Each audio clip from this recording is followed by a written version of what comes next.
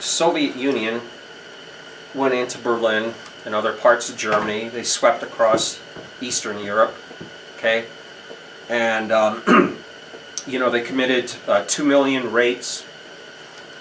They did mass murders of unarmed German soldiers that surrendered to them, that couldn't possibly harm them, but they marched them away and murdered them by the hundreds of thousands. Now, of course, there are no investigations, there are no human rights trials, there never have been then, and there still are not now. Now, the United States government does still have, to this day, a branch of our government that is still looking for geriatric, old 90-something-year-old Nazis, what's left of them, in order to prosecute them and deport them and put them in jail, okay? Even though nearly 90+% of them are dead. But the one thing the United States government doesn't have is a branch to go after communists, even though we have 90+ years and counting of communist genocide throughout the world. But anyway, let me not go off on that rant. So what happened was the Russian soldiers started marching back to Russia, and they had these. Okay, this is a Mosin Nagant. This one is made in 1939. I don't know if it's going to focus. Probably not. Anyway, 1939. And when they got to Russia, they did one thing that, in my opinion, they should not have. Okay? And the reason I say that is because I don't know if you know this, but you know, it's been a while since I read this book. This is Gulag by Miss Applebaum.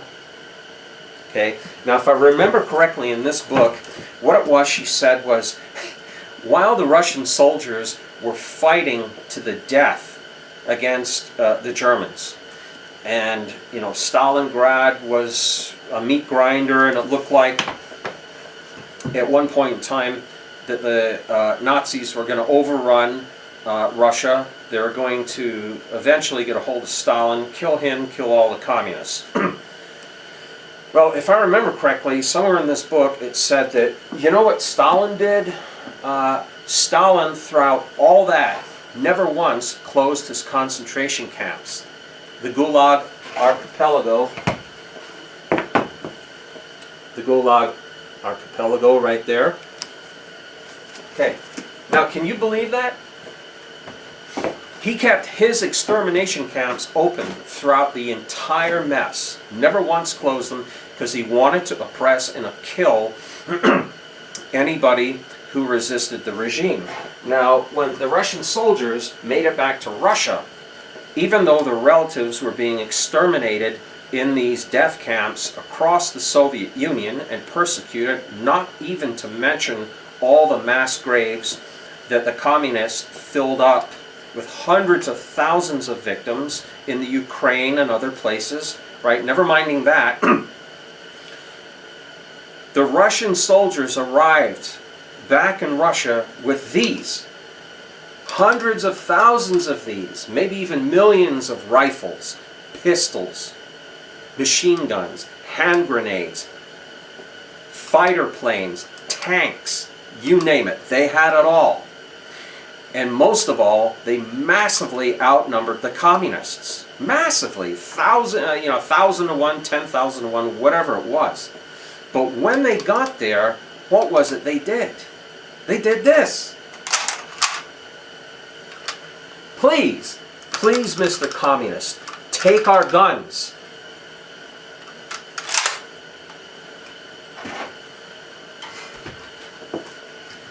So they did. And when they were done, they had murdered 30 million of them, even though they had the tools of liberation right there in their hands. That is the Stolkholm Syndrome. Kind of like domestic violence victims, right? Where they get the crap beat out of them, and then they go right back to their violent oppressor. Same sort of situation. And this is what we're seeing here, ladies and gentlemen, in our own country. is the Stockholm Syndrome on a massive scale. No matter how bad it gets, no matter how many Americans, 45 million Americans on food stamps, our entire industrial base shipped to the communists in China, right? No matter what it is, it's never bad enough to do anything, okay? And that's what's coming, folks, in my opinion, is that eventually everybody in this country, if not this world, is going to have to make a decision as to what kind of world they're going to live under. And be prepared for when the crash comes. Because when the crash comes, there's going to be a struggle for power in this country and across the world. And be prepared to run into your fellow Americans who are suffering from the Stockholm Syndrome. You know what I mean?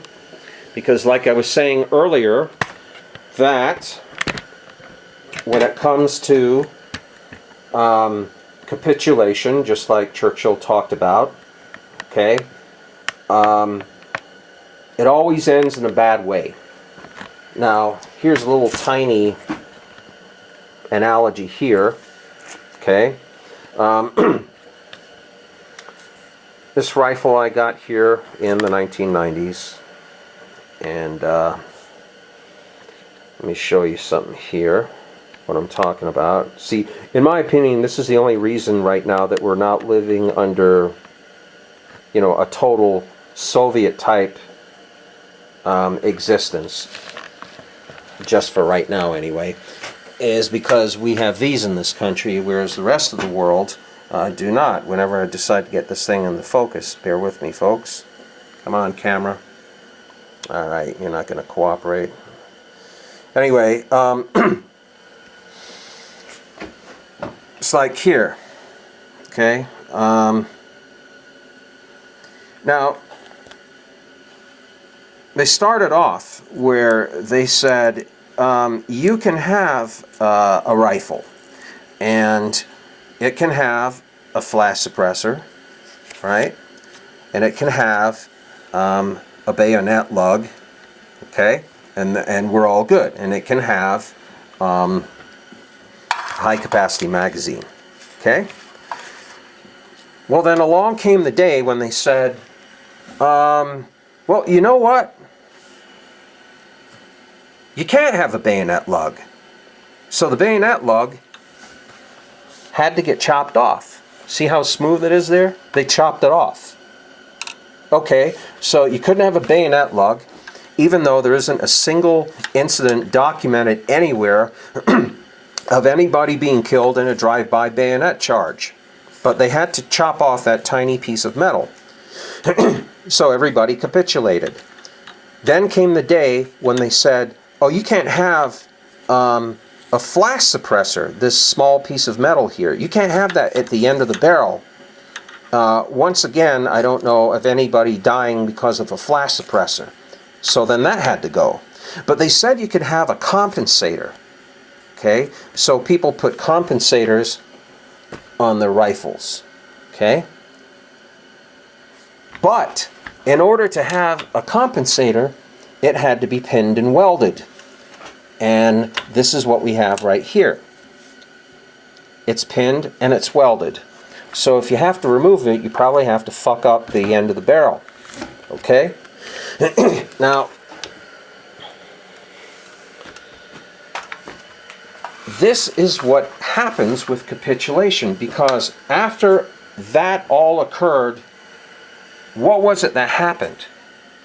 Everybody gave up their high-capacity magazines for 10-round magazines. Well, in the end, they banned all of them. I'm speaking about California and probably other occupied states. And this is what I'm talking about, folks. Okay? This is how I see this whole situation ending here, is if this generation does not finally do something about this, okay, it's going to end in a bad way. And what I think is probably what we're going to see, if nothing is done, which I'm pretty sure at this point it's not, is that this is basically going to end in a biblical way. That you're going to see a beast-like system set up once I learn how to work my own camera. And that this is how it's going to end. Because I don't see anything else happening, folks. I hear a whole lot of talking and nothing being done. All the politicians, including Ron Paul and all the rest of them, have done nothing, nor are they going to. Anyway, this video has gone on too long, and I'm going to end it here. And I'm just saying, be prepared to do something about the Stolkholm Syndrome when it happens in your community. So anyway, folks, thanks for watching.